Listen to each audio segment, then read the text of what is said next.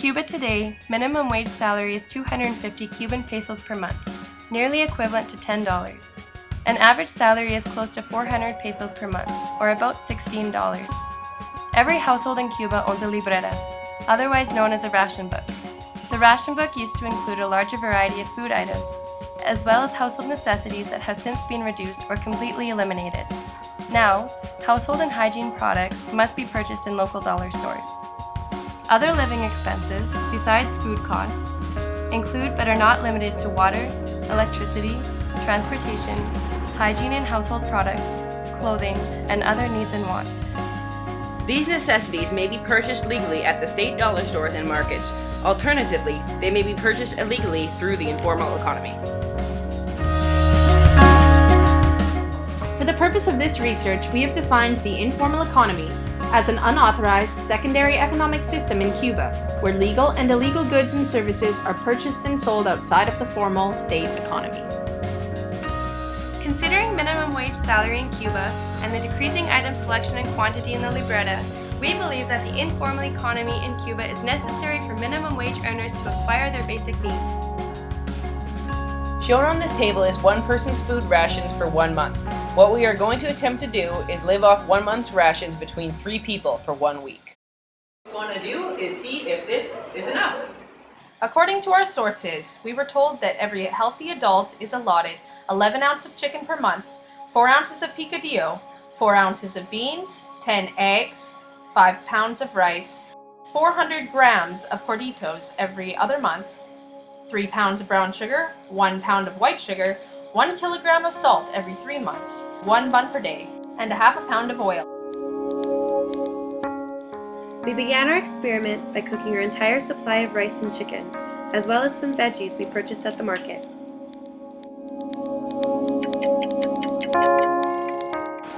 We have already cooked our week's worth of chicken on day 1. I guess I can't be a picky chicken eater if this is all I got. Skin anyone?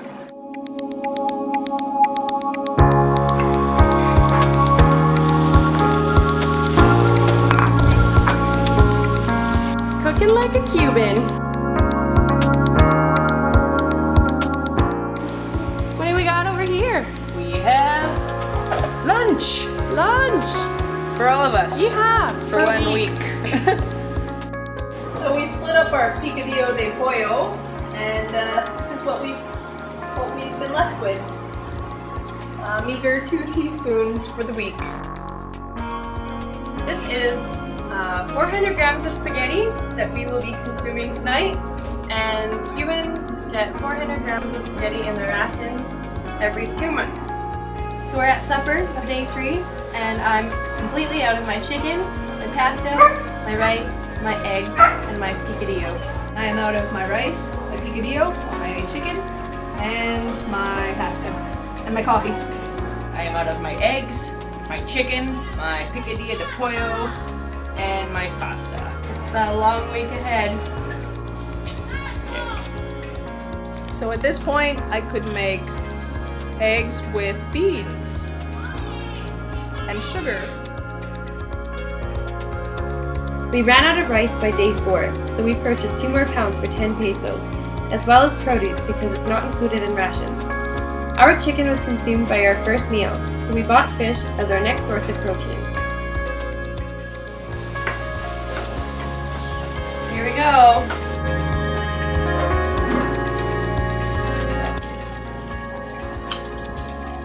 So I just did some budgeting, and I am down to 25 nationals left for this week. It's kind of scary because I didn't think that I was doing any frivolous spending. I have only really paid for major meals such as extra rice or vegetables. So it kind of caught me by surprise, and I don't really know that I can continue these last 4 days with 25 nationals, so I guess we'll see what happens. So that leaves me with 8 nationals to last me from now, which is Thursday night, till Monday night. And I got 11 nationals and 75 cents left. Today for lunch, I had rice mixed with oil and sugar.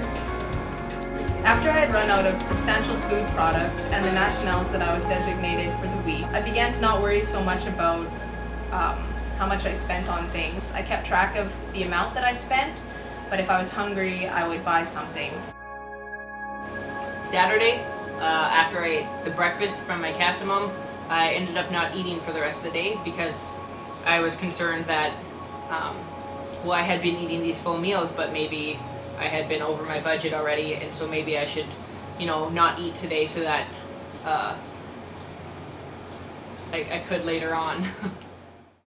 After our 6th meal, we had run out of most of the substantial things that are provided in the rations, such as rice, coditos, picadillo, and pollo, chicken, leaving us with a few eggs, a bun a day, oil, sugar, and 4 ounces of beans to share. I had 62 nationals to spend this week, and I managed to spend $241.42, which is approximately 4 times the amount that I was supposed to. So this week I spent a total of 134 pesos and 92 cents. This included breakfasts and other hunger-induced purchases, but it added up to 72 pesos and 42 cents over my weekly budget. This week I had 62.5 pesos for my minimum wage salary, and I spent 112.5. I went approximately $50 over what I had to spend. I only went 50 pesos over, but keep in mind that I only bought food for meals, and when I was running low, I let myself go hungry. In the beginning, I budgeted money for healthy food, fully realizing eating healthy is costly. But when I was running low on food and money, I ate simple, cheap foods and was often hungry.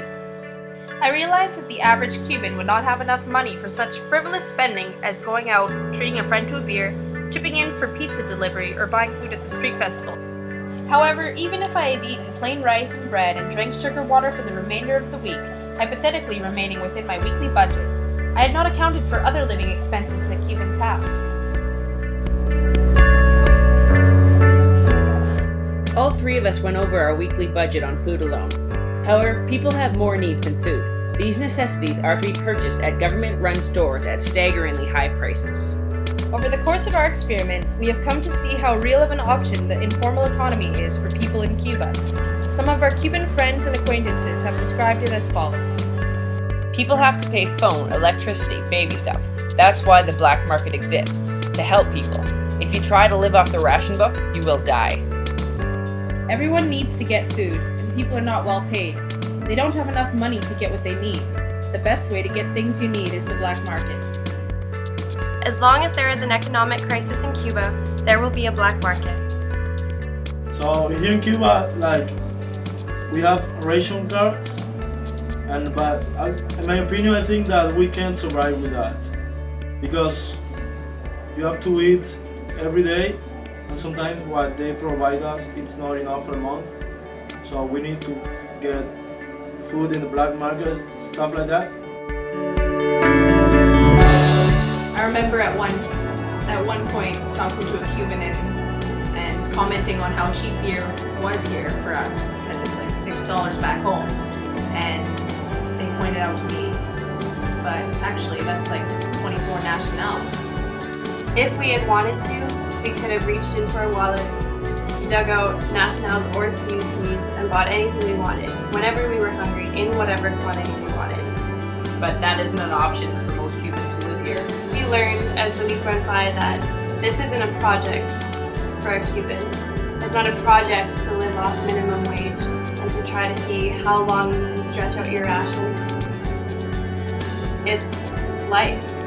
This constant scrambling for food, it's never really feeling fully satisfied and always feeling hungry. This concern over budgeting or what I should eat or when I should eat or if I can afford this is somebody's reality. We have come to the conclusion, as a result of our experiment and the supporting information that we have gathered, that minimum wage salary and reliance on rations are not sufficient to meet one's basic needs. Minimum wage earners cannot afford additional food, other basic necessities, as well as living costs. So what other options are available? What can people do to compensate? Cubans utilize the informal economy to supply and substitute what is neither provided by nor affordable from the state. The informal economy exists because it has to.